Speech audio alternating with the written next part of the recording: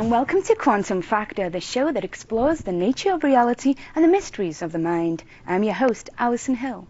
Scientists have claimed that we use less than 10% of our brain's capacity, and that a lot of human potential lies dormant because most of us don't know how to access the rest. Now, tonight's guest is here to share with us how we can utilize more of our brain power and change our lives forever. Dr. Joe Dispenza is a research scientist and practicing chiropractor who is featured prominently in the hit movie What the Bleep Do We Know? He has spoken to audiences worldwide about neurology, brain chemistry, consciousness, the mind-body connection, stress, and emotional addictions. Joe, welcome to the show, and thanks for joining us tonight. It's a pleasure to be here, Alison. Well, you spent about 20 years researching and exploring basically the inner mind, the inner workings of the brain and how it affects outer reality. Can you talk about your background and how you got started in that? Sure. I studied biochemistry at Rutgers University, and then I went on to get my degree in chiropractic in Atlanta, Georgia at Life University. Then during that time I've done various brain imaging seminars, and I've done a lot of continuing education on brain physiology. And I've been a student at Ramtha School of Enlightenment for 17 years. And in the last 7 years, I actually had the opportunity to be an instructor teaching beginning level courses for beginning students, and I think that was an important part in my learning. Now, before we go any further, can you explain what Ramtha School of Enlightenment is, what people do there? Well, it's a school in the Pacific Northwest of the United States, and it's a school that really inspires people to apply the principles of mind to get what they want in their life. In other words, reality really means our life. So how can we then begin to apply the principles of mind over matter? And so the disciplines are designed so that students have measurable changes in their own brain physiology and as well as in their life. So how do they achieve these changes? I mean, it sounds so simple. Well, it's not that it's simple. It's just that it's presented in a way that people can understand. It's a contemporary school of wisdom, of ancient wisdom, actually, and the premise is give people knowledge and information, give them the proper instruction, and then teach them how to apply it so that they can produce some type of modified behavior to produce a different result in their life. And it's pretty effective. No, is it based on the ancient mystery schools? Yeah, actually, tradition? yeah. Right. Yeah, absolutely. Okay. Yeah. And what are some of the amazing things that we can do if we know how to use our thoughts properly? Well, I think that most of the time we mismanage our thoughts because the majority of our time in our waking day, we spend most of our time responding to the environment. And if we continuously respond to the environment, then the environment is activating circuits in our brain, and we're thinking equal to our environmental stimuli. Most of the information that's wired in our brain is information that we already know or that we've already experienced. To be able to then become cause in your reality or cause in your environment means then that you have to develop the skill of concentration, develop the skill of observation, develop the skill of paying attention, being able to focus and concentrate beyond the body and its needs, beyond the environment and beyond time. And students in the school, for example, which sparked a lot of my interest in spontaneous remissions, the first thing that they always tackle is their health, because it's the closest, our body is the closest thing to our reality. And so students are taught that diseases that manifest in their body are the direct result of mismanagement of their thinking. And so there's been numerous cases where people have had changes in their health. And what happens in the brain when we change our thought pattern, when we change our mind, so to speak? Well, changing your mind is kind of an interesting concept because up until recently, science knew very little about the mind. They thought that it was just some etherical concept that existed separate from the body, but now what we're beginning to realize is that through functional brain scans and later technology that's been developed, that mind really is the brain in action. It's the brain at work. It's what the brain does. And so we have a tendency to fire certain specific circuits in our brain. And those circuits are always related to a concern about the environment and things in the environment or people in the environment or places in the environment, events in the environment, our bodies and the sensory feedback that our body's feeling, and this concept of linear time. And in order to create a different state of mind, we have to rewire the brain. And that takes paying attention, and it takes learning new knowledge. Learning is making new connections in the brain. Learning is actually forming new circuits in the brain. Remembering is sustaining or maintaining those connections. So once we're able to learn new things and be able to wire it in there by maintaining and sustaining those connections, then to be able to process that level of mind at will without our mind running back to old circuits is the art. And what exactly happens then? So we change our thought patterns. So what is happening in the brain? Is it physically changing? It's a great question. Actual brain? Yeah. Well, the way the brain likes to learn and develop is it likes to replace new concepts, or it likes to upgrade its hardware with new information. So if we were changing from being a certain particular aspect of ourselves to a new aspect of ourselves, we would have to design an idea, design a concept, design a model. And then by getting clear on what that model is, and then being able to mentally rehearse, going through a process of focused concentration, the process of contemplation and focusing is the building process itself. It allows those circuits to begin to form and develop. Now, most of the time, people can't pay attention for more than 6 seconds before their mind wandering somewhere else, because we're distracted constantly by our environment. We're distracted by the needs of our body, and it seems like everybody has attention deficit disorder because we're such a society that's based on convenience. Well, in order to begin to cause the brain to fire in new patterns, it takes a certain amount of will. And when we start developing those circuits, what happens is the glue that was holding those old circuits in place is used to form the new circuits. And so there's a pruning process that goes along with this, that as we begin to develop a new state of mind, that old mind falls away. Now, it sounds technically easy, but when you sit down and close your eyes and begin to think about something that you want to become, or a new experience you want to have in your life, or healing your body, your mind is such an untrained horse that it thinks it's in control. Then in a matter of seconds, the next thing you know, you're thinking about something completely different. So that process of focused concentration, paying attention, as neuroscience calls it, is a skill in itself. It's an art to be able to develop.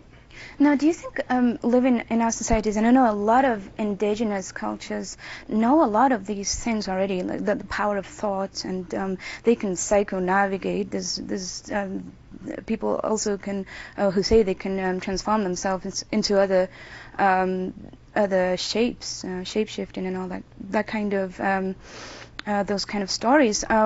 Why do you think that in our culture that we have a sensory overload from a very early age, and does that have any sort of direct correlation with that? The fact that we are so involved in the material world as opposed to anything more spiritual? The material world and materialism, it has become kind of the focus of our culture. Right.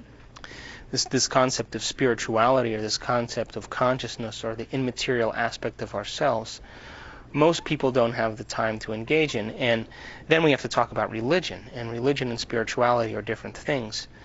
I think, though, if people keep their attention on their potential, I think it transcends really culture and race and gender and creed, and it transcends religion, that every human being has the potential to be great, and every human being has the potential to be the hero in their own life. If we start there, and we start making measurable changes for ourselves, I think that everybody will become empowered to be greater. Now, down the road in human potential, is there potentials for all those things that you mentioned? I'm sure there are. But we still have to retire the old programs in order to get to those new levels. So let's talk about some of the 90% that we're missing out of the brain. Well, actually, the whole concept that we use 10% of our brain, it's actually not that we use 10% of our brain and the other 90% is dormant. It's that functionally we use 10% of our brain. So on functional brain scans, you just see certain areas lighting up. So does that include the subconscious? Is not included in that 10%? Well, the subconscious, if you look at the unfunctional brain scans, if you look at the brain, a working brain, on a functional MRI or a PET scan or a SPECT scan, the subconscious mind pretty much is always working. It's the motor of the brain. It's the microprocessor. it's pretty much powering this big neocortex, this big thinking brain that we have, because it's digesting your food now, it's filtering your blood through the kidneys, it's making about 10 million cells every second, it's processing 100,000 chemical reactions in each cell, so it's got quite a big job to do. And so that subconscious mind is always working. The idea is to be able to unify conscious mind and subconscious mind. Once we enter into that process, now we have access to greater potential. And how do we do that? Well, that's something age-old question. That's the age-old question. But it's not something that you can answer in one, right. in a short amount of time. But I will tell you this: that when the frontal lobe begins working properly, that frontal lobe is the most developed neurological piece of hardware that we have. It's the latest on the scene. It makes up 40% of our entire brain. It's what separates us from every other species. When we're truly concentrating... So only human beings have a frontal lobe that working? Size. That size. Okay. I mean, the next closest species is the great apes and the chimps, and they're somewhere between 14 and 17%. But the frontal lobe is the area where we concentrate, where we invent, where we speculate, where we create possibilities. And when we use the frontal lobe properly, when we activate that part of the brain, as a human being, we have the privilege of making thought more real than anything else. Right. Because when we're able to hold an idea in our mind according to those functional brain scans, the frontal lobe is like the symphony leader.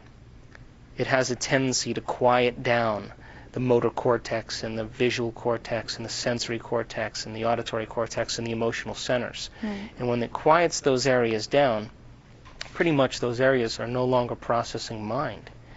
And now the only thing that becomes real is that thought in that moment. Once that thought is captured in the brain like that, then it's mapped in pattern as a set of neurological connections. To be able to revisit those connections then and reproduce that same state of mind is the art. Now, how do we make it subconscious? To make it subconscious means we have to make it what's called implicit. And implicit memory is a non-declarative memory. In other words, we've practiced it so much that we don't have to think about it anymore. And we have, hundreds of thousands of implicit systems intact that pretty much don't serve us as human beings. Those are the things that have to do with suffering and all the human conditions.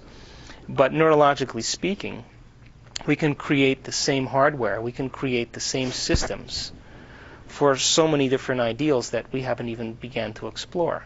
Now, the world and its contemporary society, there isn't a lot of support for greatness, because through media and through the brainwashing of television commercials. Is that deliberate, do you think? Or? I don't know if it's deliberate. I think it's dependent, though, because if this is corporate America and you only have a certain amount of resources to choose from, most people will choose resources that are available. So that doesn't really leave a whole lot of room for speculation and possibility or becoming at cause in our own world.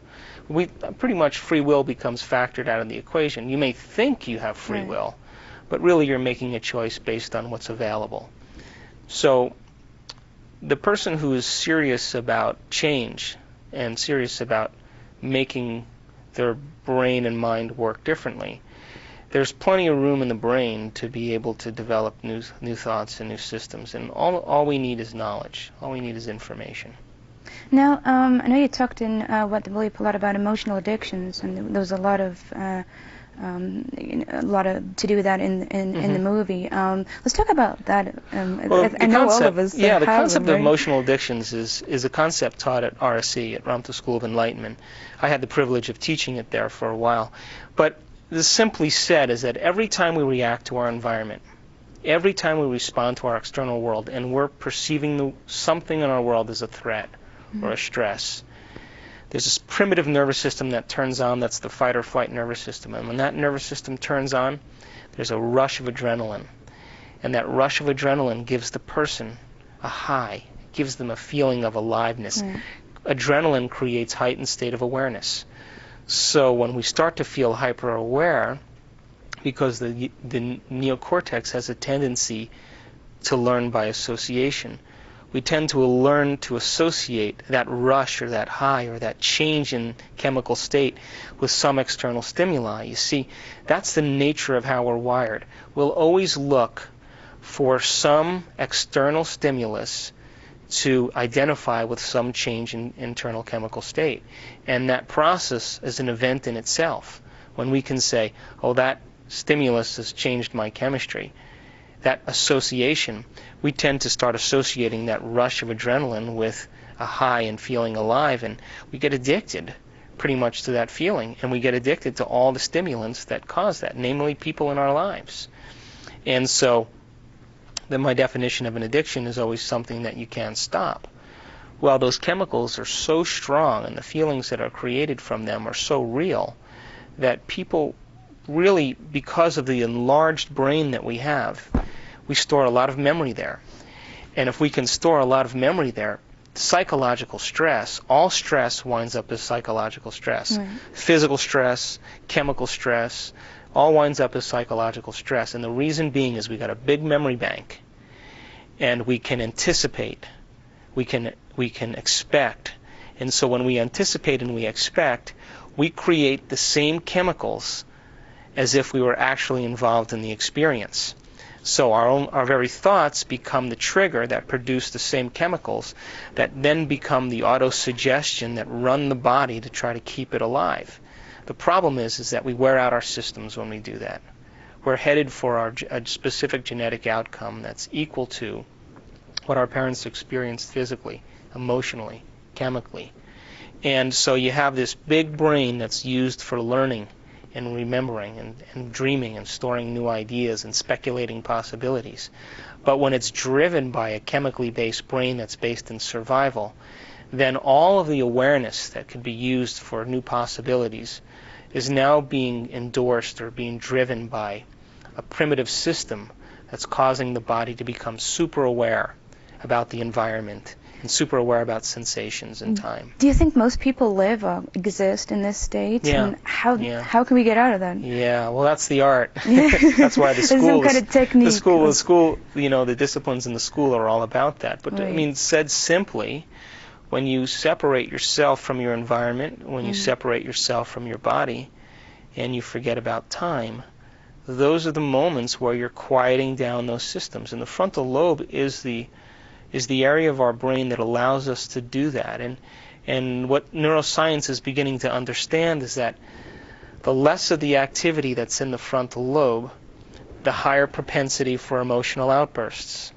So the less in the frontal lobe. Right. The greater the Right. ability of frontal lobe activity, the less propensity for impulsive activity and emotional behavior. So how do we get to the frontal lobe, get our thoughts there? Well, our thoughts are, we do tend to use the frontal lobe quite a bit when we're learning. Right.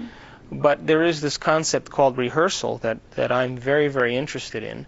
And the concept of rehearsal is getting ourselves to be able to rehearse being or doing something as if we were actually doing it. And neuroscience shows that the brain can make those new circuits. Most people would say, I want to be healthy, or I want to be well, or I want a new relationship, or I want to change this attitude.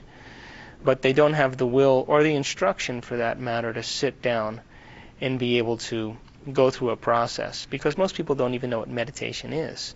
People say they meditate, but meditation is clearing the mind. But then what do you want to become? That's the question. And so we're distracted. We're distracted by television, we're distracted by media, we're distracted by a host of things, new cars and making it to the top, and so that's a great distraction, and human potential becomes overlooked. So it's an art then to get yourself into this subconscious state that you can quiet down and forget about yourself, in essence, right? Actually, it's a great way to say it. When you forget about being yourself, Right. is the moment that you're actually embracing a new idea. Right. And if we look at the idea of losing track of yourself, it means that you're losing track of all your associations to your external world, Right. losing track of how you identify yourself as a personality or as an identity to some external stimuli, that when we use the frontal lobe that way, the beauty is something very simple, and that is that we can change in one lifetime. We can evolve in one lifetime instead of normal other species that have to go through a series of environmental stimuli, embrace that stimuli, remember the stimuli, pass on that genetics to the next, and over a series of generations, there's a mutation that takes place. So by human evolution, you mean using the brain effectively? Well, the frontal lobe allows us to skip that process. Right, we can do it in the same lifetime. Right. Yeah. Okay. Now let's talk a little bit about how our thoughts can affect what's out there, what we call reality, and the nature of reality in general. This is what this show is all about. So let's talk about that a little bit. Well, I think for me personally, the biggest thing that I look for is feedback in my world. I mean, even neuroscience says that in order for the brain to learn something, we need feedback to know that we're doing it right, and feedback to know when we're not doing it right. And so the concept of creating reality, the concept of using our mind to produce an intended result, it's pretty much a natural law that's been overlooked. Quantum physics says that the observer has an effect on the nature of reality. When quantum physics begins to measure subatomic particles, they have a tendency to show up wherever we anticipate them being.